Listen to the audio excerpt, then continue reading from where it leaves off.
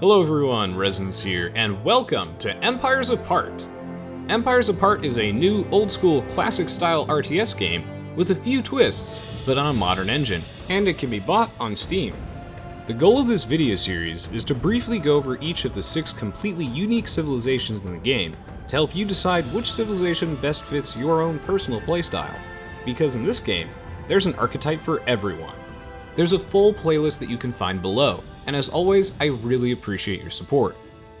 To keep it short, Empires Apart has the classic 4-resource economy with the ability to fully control your workers, place buildings wherever you want, and it follows the overall gameplay formula that you'd expect, but with fair random map balance and more complicated unit designs.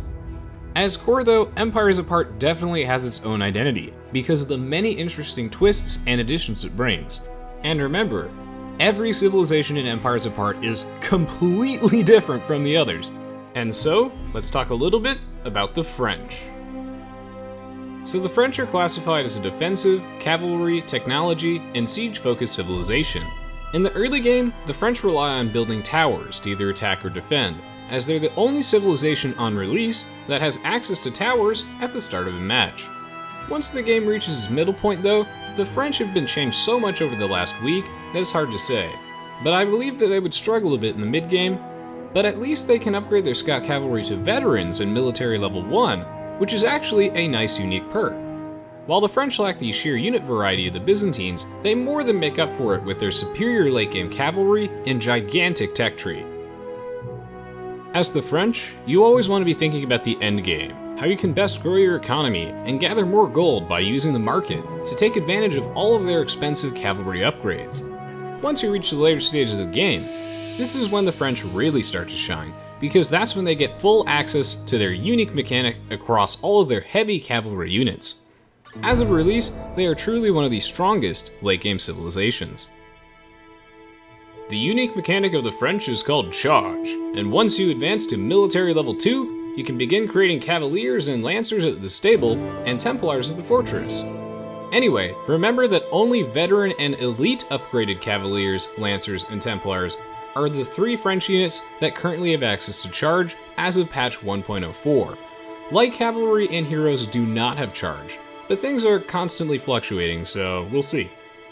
Now, Charge is quite an interesting mechanic that is a great idea in theory, but in practice it's quite difficult to implement it as well as it's actually done here. Essentially, as long as the veteran or elite heavy cavalry is moving, it accumulates momentum in a bar that when is maxed out, its next attack will deal double the attack stat to the primary enemy and half of your attack stat to adjacent enemy units. I think that the trick to making Charge work properly here is that it just doesn't feel weird to control. You just have to keep your cavalry moving. Your opponent can play around this though, since you have to retreat to charge again, and that's difficult because you're briefly slowed afterward. And also the French have a very slow early game too, outside of their towers, which are fairly fragile. This mechanic may change though in the future, just keep that in mind. In spite of their poorer unit variety, the French are designed to be a major late game threat because they have incredible cavalry, archers, a shielded cavalry at the fortress, powerful upgraded siege weapons, and then their 2 heroes. In Empires Apart, you pick which hero you want to use during that game when selecting your civilization, and they all encourage different playstyles. The French get both Joan of Arc and Roland. When your hero dies, currently as of release is permanently dead and not put on a cooldown, and with a resurrecting fee like in Warcraft 3. So remember, all heroes are powerful late game units with a single active ability on a cooldown and a passive ability as well.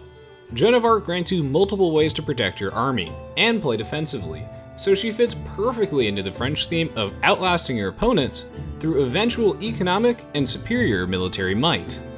For example, Joan of Arc's passive ability is an aura that grants all friendly nearby units to her a very small bonus to their damage, armor, and movement speed. If they leave her aura range, then those units will eventually lose the bonus unless they walk back into range of her. In addition, Joan of Arc's active ability invokes a divine protective barrier to a nearby location that grants all friendly units in it a big boost to both melee and ranged armor. As of launch, it is a pretty low cooldown and respectable casting range too, but the radius is also equally quite small. and Joan's stats are much weaker in combat than her counterpart. Joan of Arc is the type of hero that you should pick if you want to protect your army and focus on zone control, support, and winning periodic strategic engagements. Moving on to Roland, our next hero. Roland is more of a risk taker than Joan of Arc, who focuses on protection, and her weaknesses lie in her narrow cooldown windows that she has and her lower attack stat. Roland, on the other hand, is more of a one-trick pony, with a focus on his strength in direct combat. His passive ability is that he regenerates 8 health every 2 seconds as of launch, which is extremely good when you consider his massive HP pool and armor. Roland can actually only use his active ability once, and when he does, it will instantly heal him to full health, but at a very interesting and permanent price. He now deals double damage with, as a release, his base 18 attack stat. That's a lot of damage. Once again, so much need for flex tape to be here, but alas, Roland just cuts right through it. However, Roland also receives double damage permanently after that, so his high ranged armor and HP regeneration are really important, otherwise he'd basically disintegrate. If he does die though, due to his reckless horn blowing, shame on him, then he permanently grants nearby friendly units +3/+3 armor upon death. Thus finally answering the question, and what must we give in return? Everything. And so Roland is the type of hero that you should pick if you prefer raiding with his superior HP regeneration, you favor direct combat, and you want the ability to sway the outcome of a single decisive battle. To wrap things up, the French priest/monk unit plays a very distinct role in that it passively blesses very nearby friendly units with small stackable permanent stat bonuses, which you can see via an animation.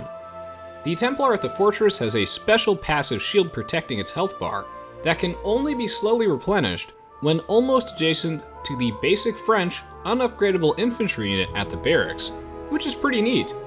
The French also have a unique siege weapon too, the Bombard, which does not fire in an arc, but instead it shoots straight ahead and deals damage in a small area of effect.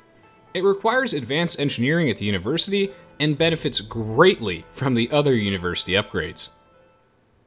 And so, the goal with the French is to try and get to the late game, through clever use of your early game towers, and wide variety of offensive options in military level 1, so that way you can get to military level 2. And then with a full economic tech tree, and only lackluster infantry, your incredibly powerful cavalry should lead the charge toward victory. If you like a very defensive civilization with powerful cavalry that's good during the late game, and favors strong mobility, then you'll definitely like playing as the French in Empires Apart. And that's all for this civilization overview, but don't forget to check out the full playlist in the video description below, or at the very end of this video, with the remaining 3 episodes coming out in April. My personal thanks to everyone for watching and supporting the channel, and I look forward to seeing you all in the next video, or on my social media, and the next Twitch stream.